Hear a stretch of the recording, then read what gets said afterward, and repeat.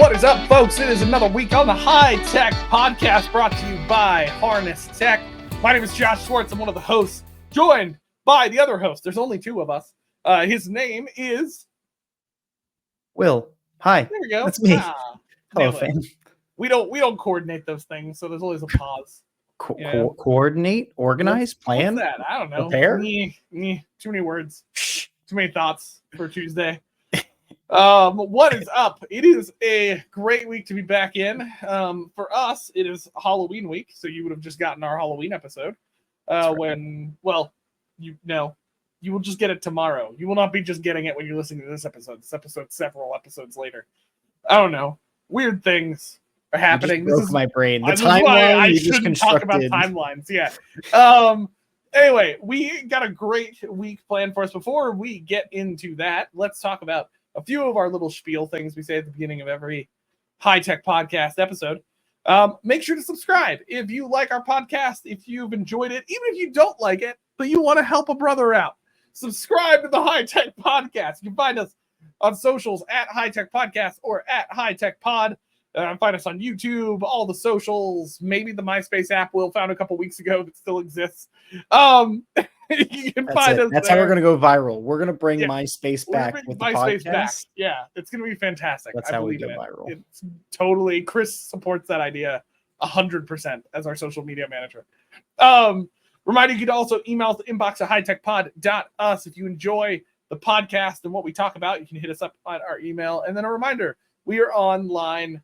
I just said socials, so that's also online. But we are online beyond socials. We have a website like real professionals.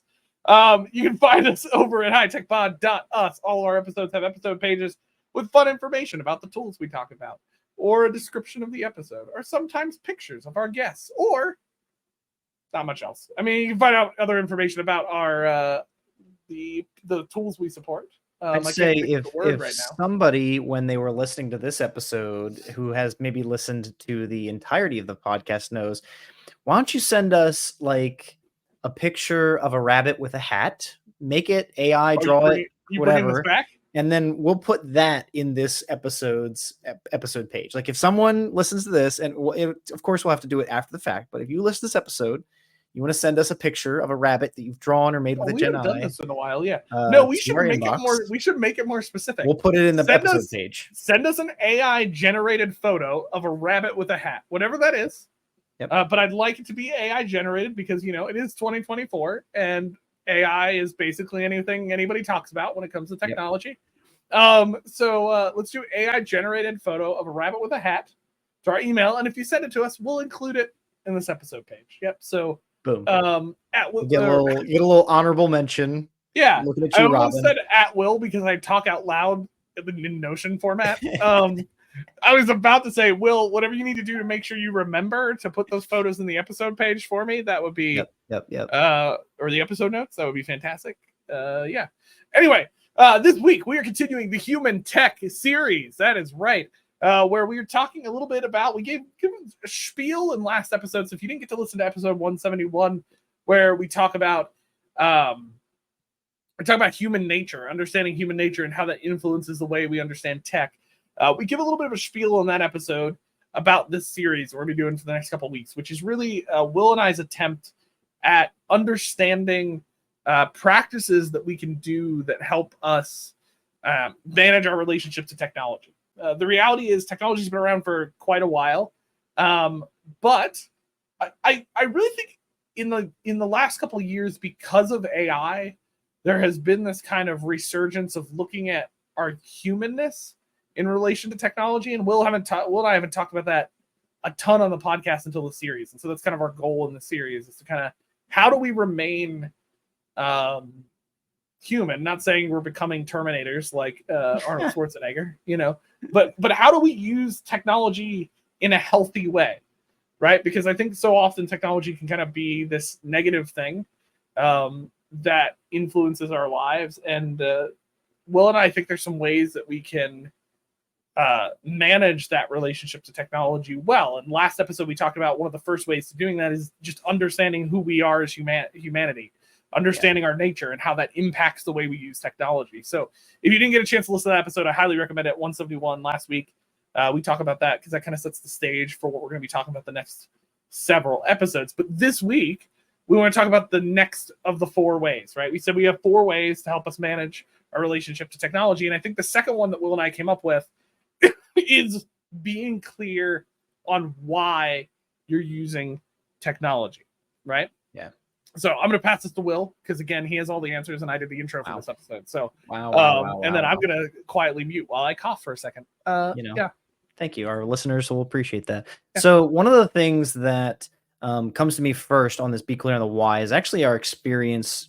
Josh and I have shared experience in higher education and educational technology of like most folks who talk about the ed talk about the tech, who talk about the tech talk about the ed. And there's a reason for that. Like folks will be like in a classroom, oh, let's just use XYZ tech. And somebody's like, but what's the pedagogy? Why would we use clickers? Why would we use a projector? Why do we use pencils? Why, really people in education, if they're taking time, there's plenty of folks who just use the tech and move on. But if they're taking time to think it through, they ask that why question a lot. So Josh and I have spent years wrestling with why should we use tech? Why should we use it for this situation? Why should we use it for that situation? But stepping out of the educational context, right? We often, I can't think now, even of a time in a day, unless I specifically set it aside. I can't think of a time in a day where I don't use technology. It's so much a part of our lives, and we rarely take a moment to stop and think, why? Why do I use this thing to do math? Why do I use this cell phone to do I didn't pay attention during math Google class, searches? Well, yeah. And I'm just spiteful. I always want to get back that math teacher that we all had. I don't know how every single one of us had this math teacher that was like, you'll never have a calculator in your pocket. And we were like, not only do I have a calculator in my pocket, it can do scientific notation. Get some. Yes. What up? I don't need Texas Instruments anymore. I don't even need the calculator anymore. Nice. I could just ask AI, right? And it can do the math for me. Yeah, well, I should sometimes triple, quadruple check definitely it. Double check that. But sorry. The reason though for like thinking about this and wrestling with this question of why, I think, is because we have just accepted so much technology into our daily life, into the moment we wake up to the moment we sleep. Technology's there, and if we can take a moment to stop and ask why, I think it's important. Is there's things that we should use less? Are there things we should be using in a different way?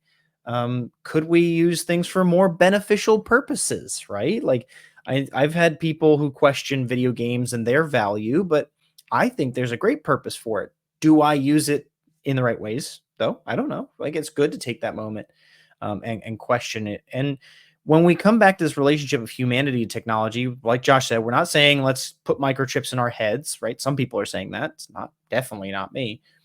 But if you're going to beg that question, should we have something like the Neuralink?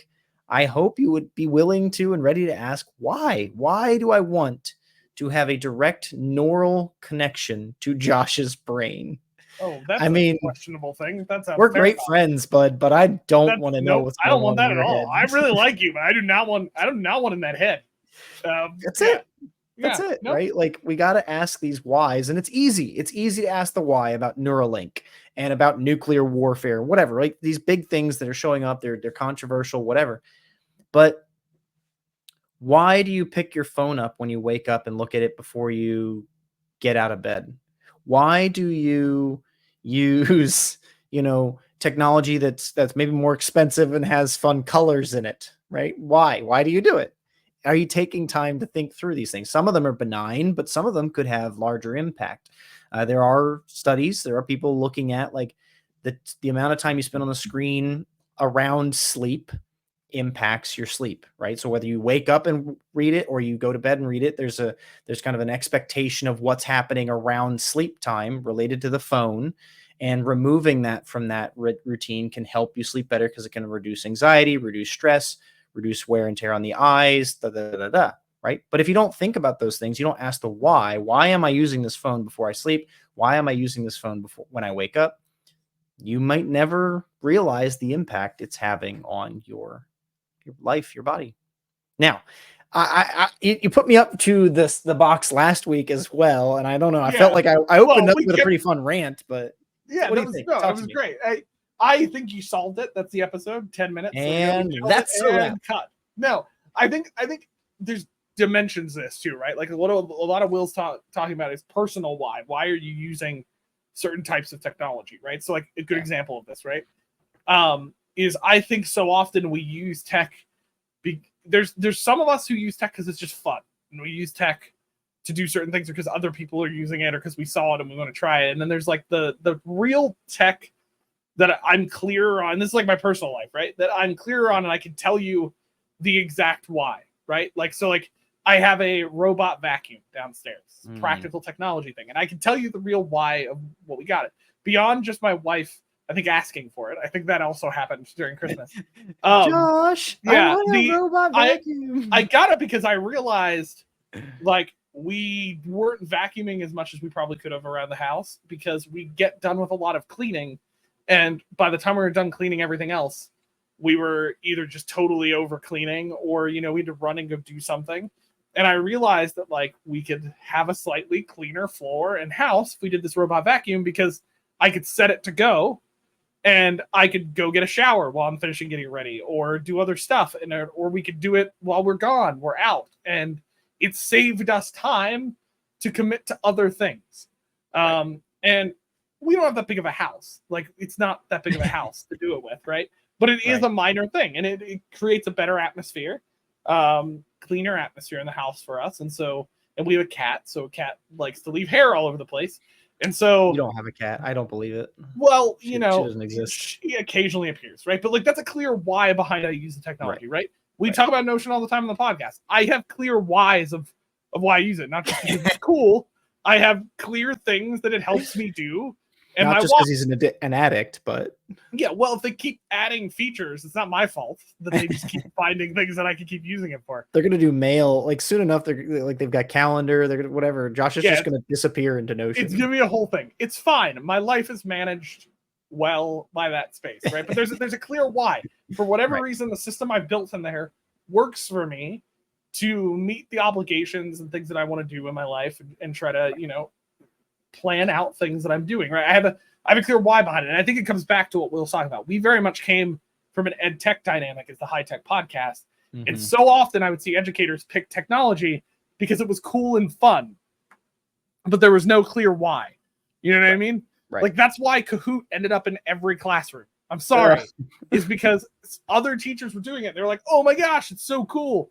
There is a clear why behind it. I've seen people be very intentional where they set up intentional low stakes quizzing in class that's fun, and it sets an environment where their students are able to practice in class. There's a clear why behind it. I've also seen people pull out Disney quizzes in the middle of their class because they don't have anything else to do, and so they decide to pull out Kahoot. And I'm not sure there's a clear why behind that usage. Right. Yes. Yeah. But I would say I think there's another dynamic to this for me, which is the why behind creating technology, right? Ooh. Will and I are not in a lot of like where we get to create technology from scratch. We're often using technology. But I think this question comes up right where in e-learning, if you're listening to this and you're an instructional designer or technologist or whatever, and you're working in learning and development, building content, there has to be a why behind why you're doing it digitally. Why do you do it in an e-learning course, right? Well, because everybody else is doing it in an e-learning course. Well, that's not a good enough why. Then your courses are going to suck. I'm sorry. You need a why of what you're doing, but also creation of technology. Like one of my criticisms of I use AI on a regular basis. I used it 5 minutes before coming into this podcast. Okay. So I'm not an anti-AI person, but one of my criticisms of OpenAI and some of the other AI companies is I don't know that they have a clear why. And that's kind of why AI has been all over the place. Like there's not like it's to me, one of my cautions and criticisms of why I'm not sure we're going to manage AI well as humanity for a little while is because I'm not sure we're clear on why we're using it, why we're doing it. Sometimes it kind of feels like we're doing it because we can. And Josh, I needed to write all my emails.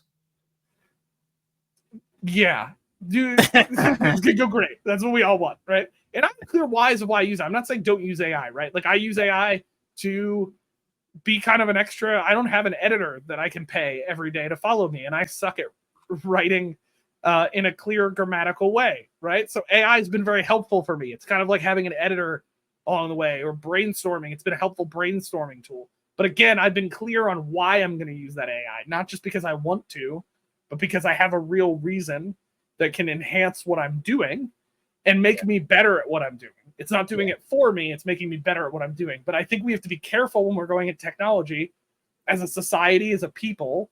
Are you clear on why you're creating the technology you are? If you aren't clear on the why, there's a good chance that technology is going to go off the rails a little bit, in my opinion.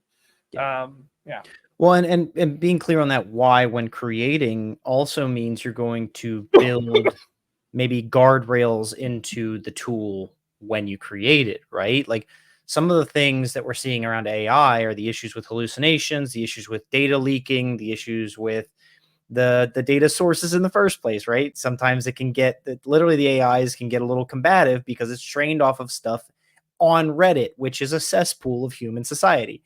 Some of it is a cesspool of human society, right? But like if OpenAI said we will not allow certain speech, we will not use certain sources, we will not allow certain questions, right? Which there's certain things they do have those guardrails on, but like I still think they're pretty open about what they let you talk to the AI about.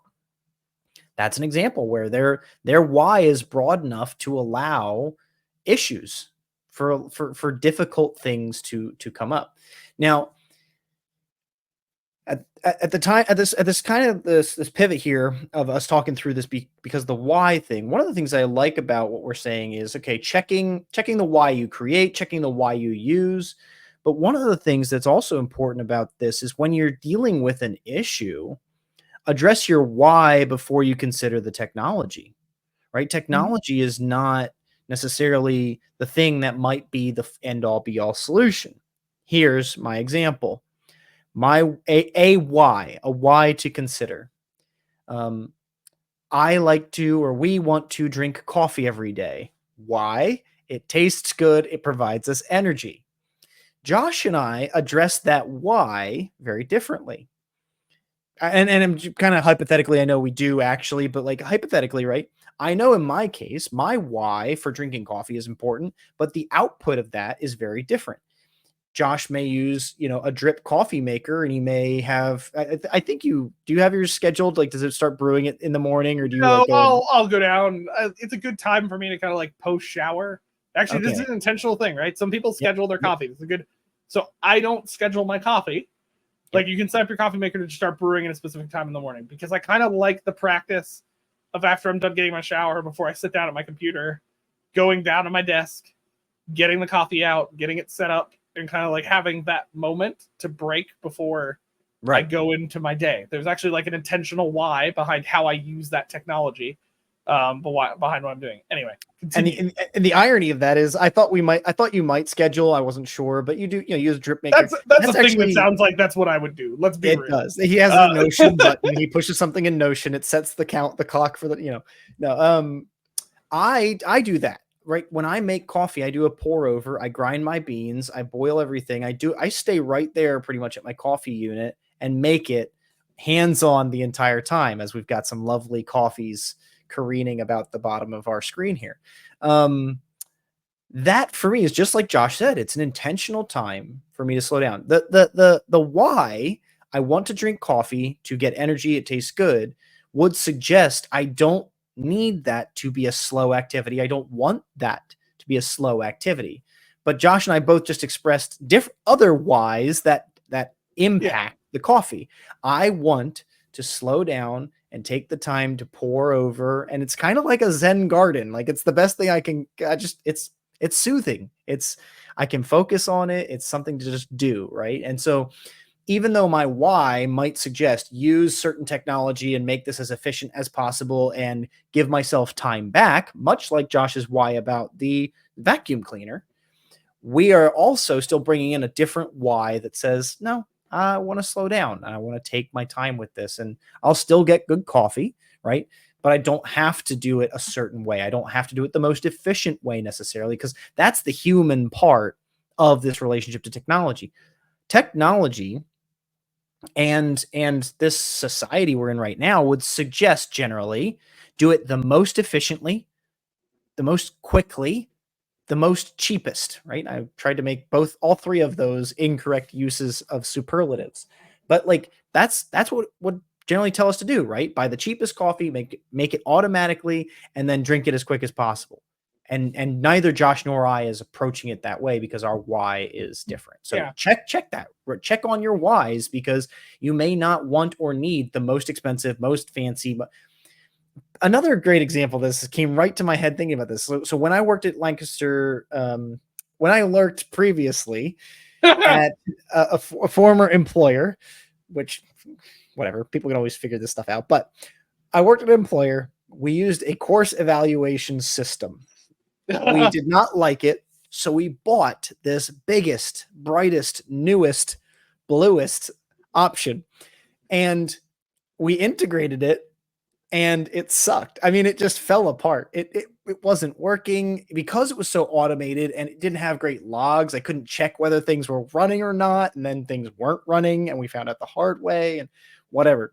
I was planning then to leave said former employer, and I convinced my boss at the time to get us off of the big fancy new one that was expensive and should have done so many things, and go back to the old one because it looked atrocious. It did not have a lot of features. It seriously looked like it may have been made in 1999, but I knew one thing: it worked every time it sent out a survey. So I was operating on like, oh, the why being the newest, biggest, bestest, and that wasn't actually serving the need. And I knew I was leaving, so the team needed something that was going to work whether or not I was there. I was putting in a lot of time and effort to make the other one work. They didn't know I was leaving yet. So we went back. We actually reverted. We went back to the other vendor and we set it back up, and it was working as of the time that I left. You know, I know things have changed, but that was a big thing. The why wasn't about being the most efficient, the brightest, the bestest, the most expensive. It was about working. And that's, we all have to ask that question, because we will find things that do and don't serve us. That's the game. This is the game of technology and humanity, finding the things that don't do and don't serve us. So yeah, now, I don't know if you've got riffing on any of that, but that's well, you know, I'll find out in less than a week whether or not it's still working. If it's still working. It's been on my list yet. But I think this why applies to creation of technology, personal usage of technology, and adoption of technology. I mean, Will and I have a lot of experience in adopting technologies for offices, for institutions, for organizations, and time again, the ones that do it well are the ones who slow down and take the time to figure out why they want a certain software and what it's supposed to, like, what the need is, what it's going to need to do for them, and what system they're going to try to apply to it, right? Or workflow, right? So like a good example of this, right, is I was just involved in a project to adopt a project management software. Will not be named, but it's a thing. And I'm not entirely sure. The decision was made before I got there. I'm not entirely sure they were clear on the why they wanted the software. Right. I think they hyper focused on something that wasn't the entire why, and so they ended up adopting a tool that, big scale, I don't know is going to fit the need that they fully need. Or they're going to look at it like it's a silver bullet for a problem that's not actually a software problem. It's something else, right? So like the why is so important to what you're going to adopt and how you're going to leverage it, right? And what you're going to use it for. I think it's important whether you're adopting or creating or using.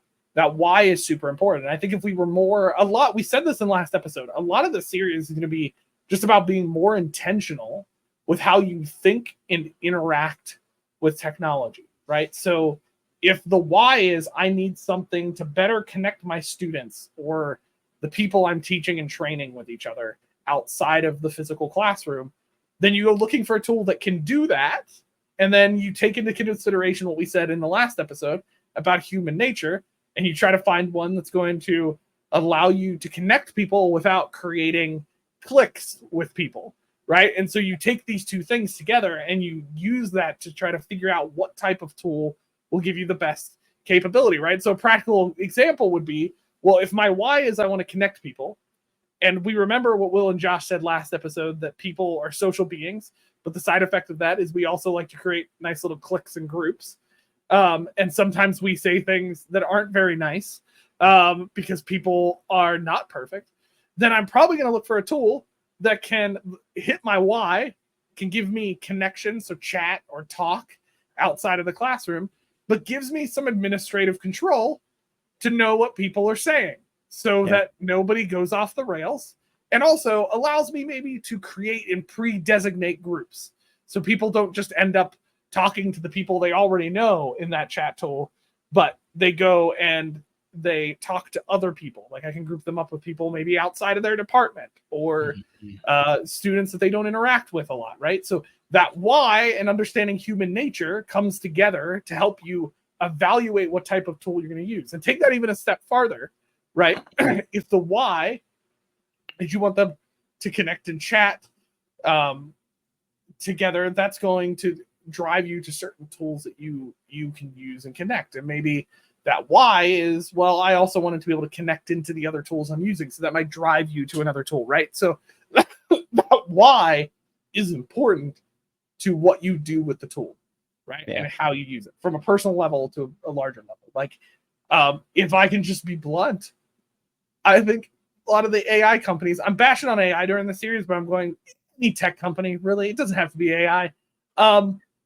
They have a why that they publicize to the public. But if they're honest with themselves, the why is like AI right now. A lot of people who dropped AI, even in ed tech, right? Will, you probably agree with this, is the why was, well, we want to help education. That was the thing being advertised. But the way they were doing it was screaming, the why is we want to be the fastest person to the product before anybody else. And we don't care how fast or what corners we have to cut to get there. Right. Like the why needs to drive everything else. And if we're honest about the why and reflective on the why, I think it can cause us to use and implement technology differently and manage that relationship better. I think you're pointing to a good thing there on AI and kind of this moment in time, because there's kind of a parallel to make to Henry Ford, in my opinion, especially with this why thing, right? Before Henry Ford, people were making automobiles, and automobiles were addressing the why of time and effort in transit. So before a car, you had a train and boat and horses, right? Like a very, very simple transit structure to the world. And then cars break out into the world, and it's like, wow, this is amazing. This could make a difference.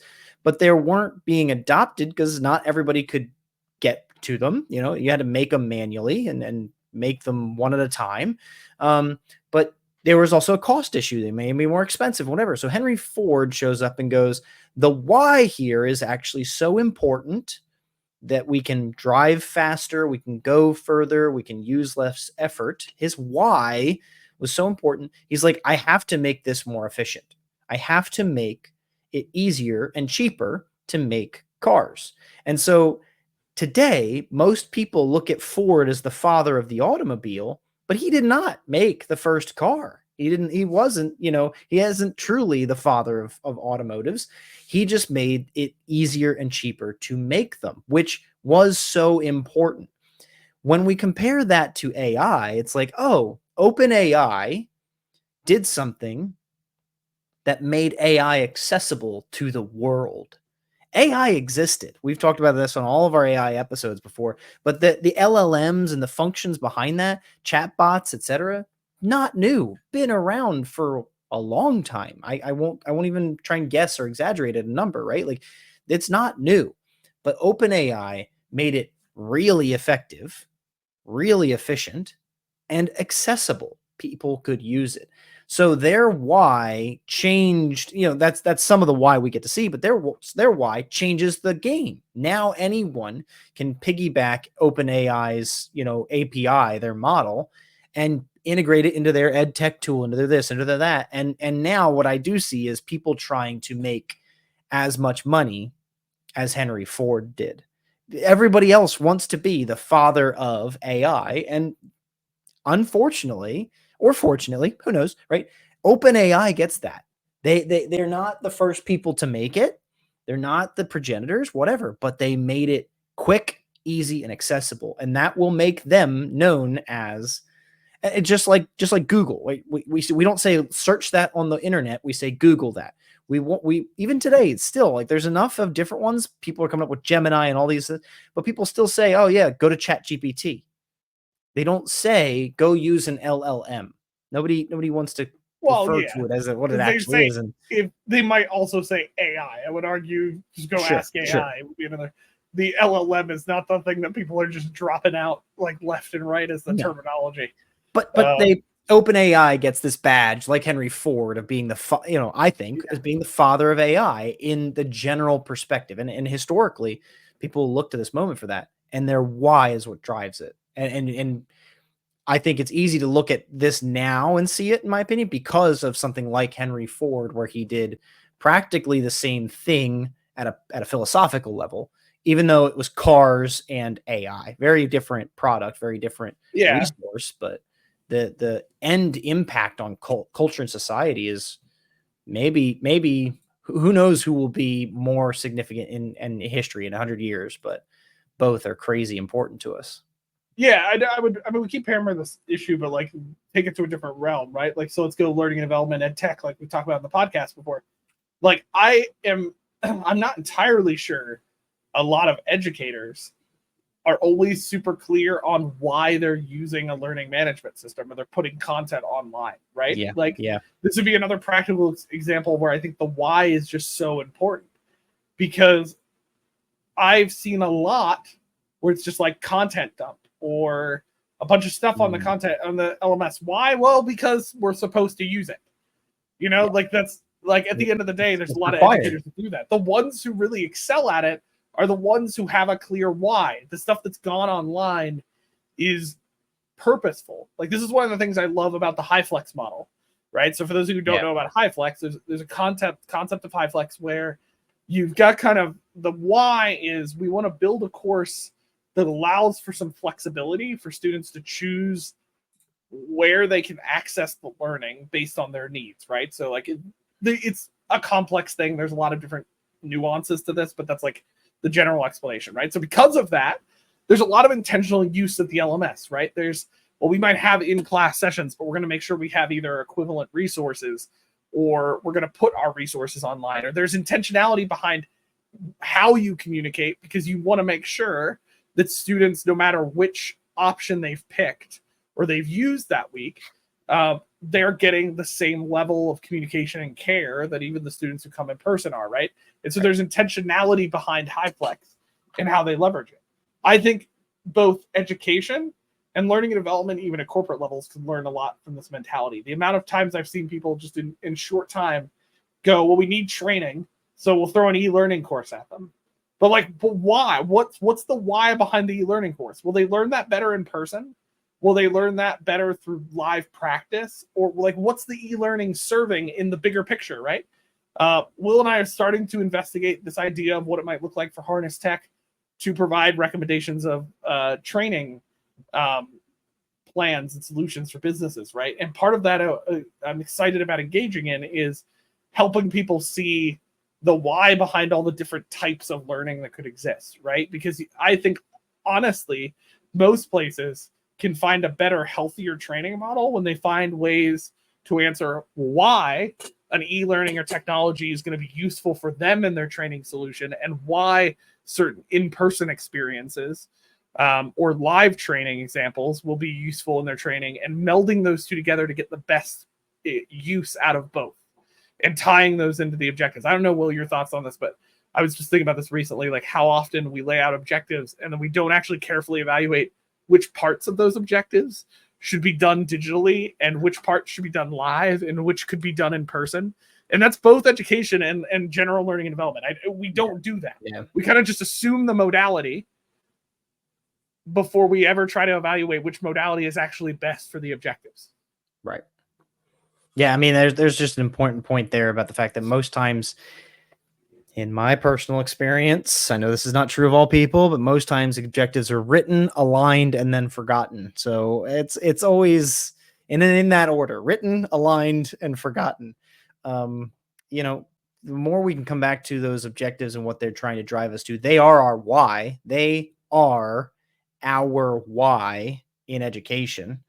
The more we can come back to those, the better we're going to be, because it's going to drive more effective instruction, whether that's in the classroom, online, or in a corporate context, right? I mean, heck, Josh and I think the two of us have enough experiences now across corporate, formal education, informal education, nonprofit education. Like, they all have problems. We all try and get towards making our target audience understand us, understand our content better.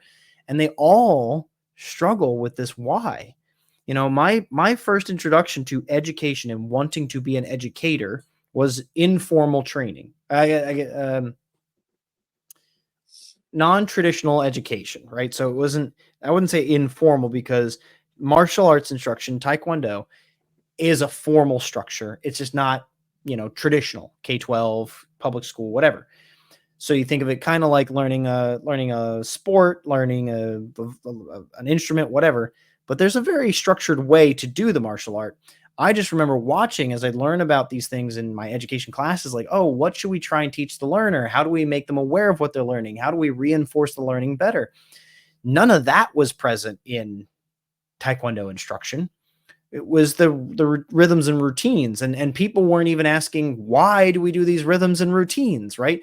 We always stretch, we always warm up, we always stretch, we always do a form, we always do a fundamental move, we always do this, we always do that. Like, it was just like the same cookie cutter approach to every class, and the different thing was the instructor. Different instructors had different jokes, right? But if anybody had stopped at any point to go, why do we do the warm-ups first? Why do we do the stretching second? Why do, that would help you kind of get those questions and answers of, like, is this the best way to do class? Should every class be done this way?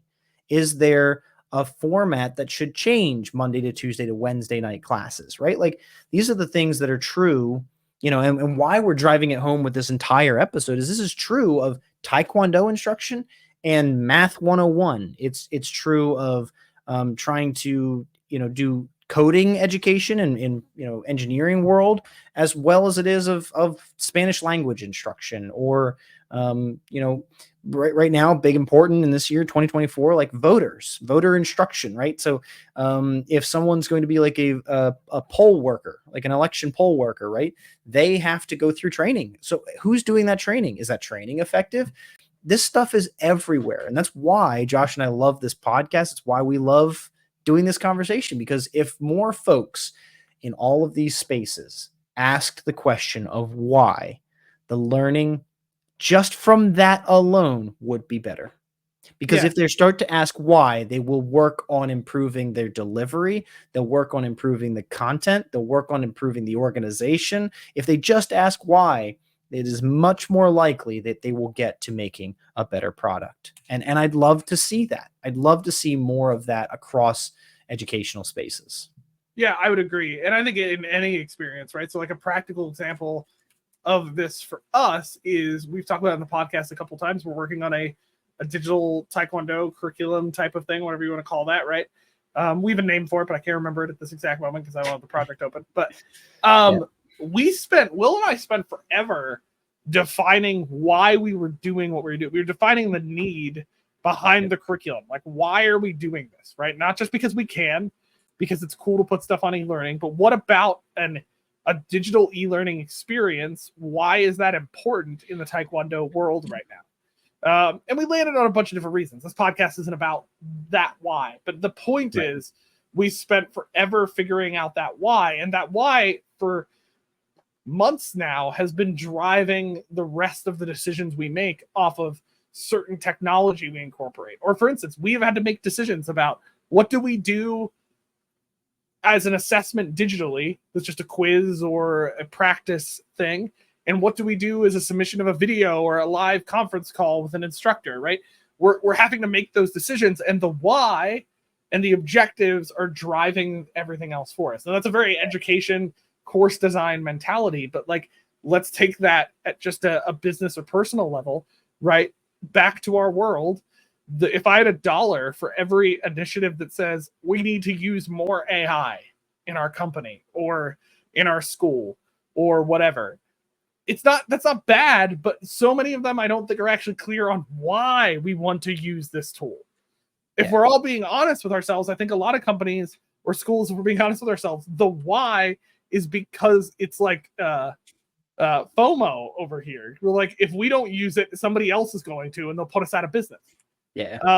That's not a good enough why, right? Like, what about AI is going to help you? There are definitely great uses for AI and things, right? Like why we use AI voice generation in e-learning a lot right now is because it's so time consuming and limiting to do literal people scripting out things, and you can create much more vibrant and dynamic content with different voices much quicker with AI voice, right? And so that's a why I'm using that tool, and that why drives some of the decisions that those tools make. That's why they've been giving us more flexibility to change the voices, right? It's why Storyline added better voice AI recently. Thank the Lord, by the way.